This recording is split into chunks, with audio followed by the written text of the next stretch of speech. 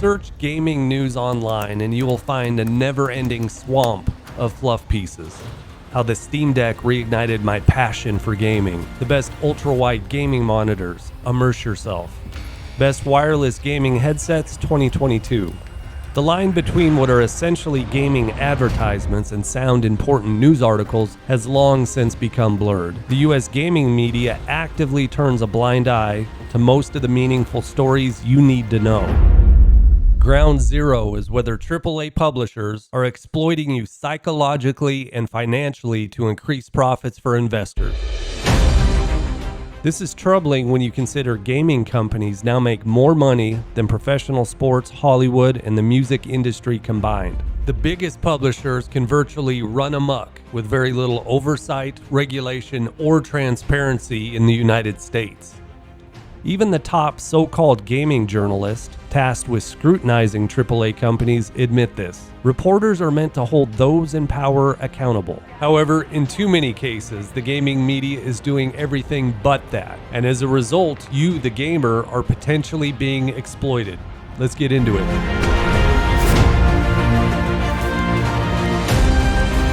Thanks for watching the video. I'm Boomer, I'm old and just trying to compete in online shooters. Why doesn't the gaming media cover AAA developers like many sports reporters cover the NFL and NBA? It's an important question. Good journalism costs time and money, of course. Part of the problem is news agencies worldwide have faced budget shortfalls and cut staff. This coincides with an increase in the industry's use of AI to scrape web data and to churn out one-dimensional articles. Those who kept their jobs now have an even greater responsibility to do the tough stories. Good journalism is fearless and tireless. It is obsessed with uncovering important truths that protect and inform the public. But the relationship between too many gaming journalists and developers is often described as cozy and even juvenile. In May 2021, Inverse published a story with Jason Schreier. In it, the author reported more often than not, dogged reporting and fair criticism of the industry is punished, not rewarded.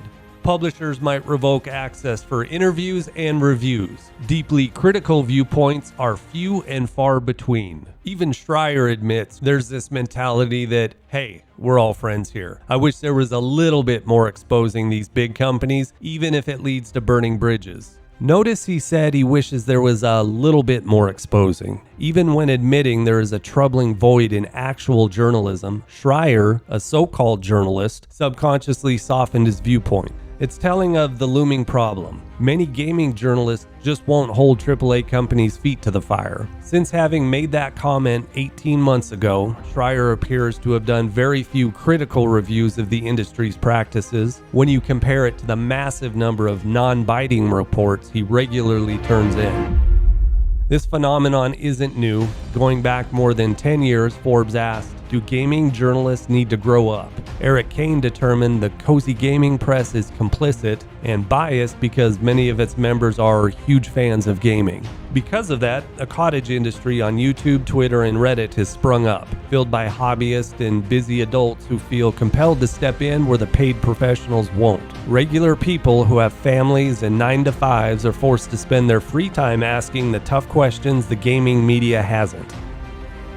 What are the recipes of the algorithms AAA companies bake into the games we play? Are developers using elements meant to addict us? Are they rigging games to keep us playing? Are microtransaction engines tricking players into spending money? How are dark patterns and other psychological tricks used to leverage human weakness? How are AAA studios allowed to falsely market a game that launches half-finished, broken, and buggy and still charge premium prices? Are U.S. legislators looking into these questions? Do they even know this stuff exists? What do gaming companies do with the data they collect about us? These are hugely important questions that gaming companies aren't being forced to answer. Instead, these questions are debated on social media by people like you and me. But regular people have limited time, energy, and training.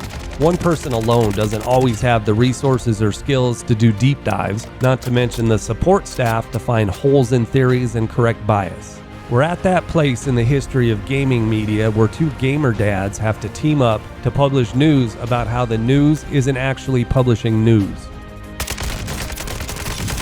I say that because for this video, I wanted to keep my biases in check. To be honest, I don't trust the Activisions and the EAs of the world, so I had Twitch streamer Sub1KD edit my script. We're friendly on Twitter, but he disagrees with a lot of what I have to say. I wanted someone with a different perspective to nitpick where he felt I went wrong. A big thanks to him for taking the time to read this. Of course, there are examples, although rare, of important investigative work done by journalists.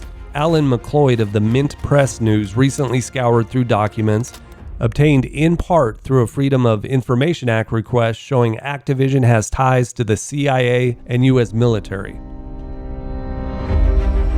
But all too often, the gaming media won't do the work needed to uncover stories that might paint developers and publishers in a bad light.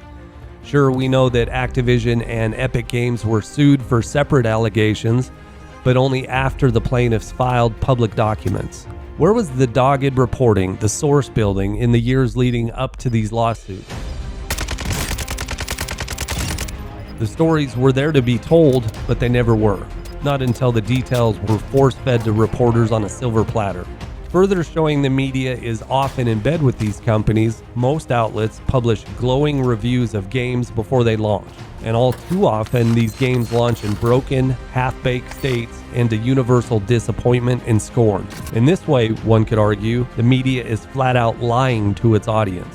And why? To help the rich publishers become richer and to make sure invites to gaming events keep flowing. We need the gaming media to do the job it's paid to do. Social media personalities and popular streamers can also play a role by asking questions and taking concerns to the press. Streamer and esports team owner Vicstar said in January 2021 that he was quitting Warzone because of a rampant cheating problem within the game.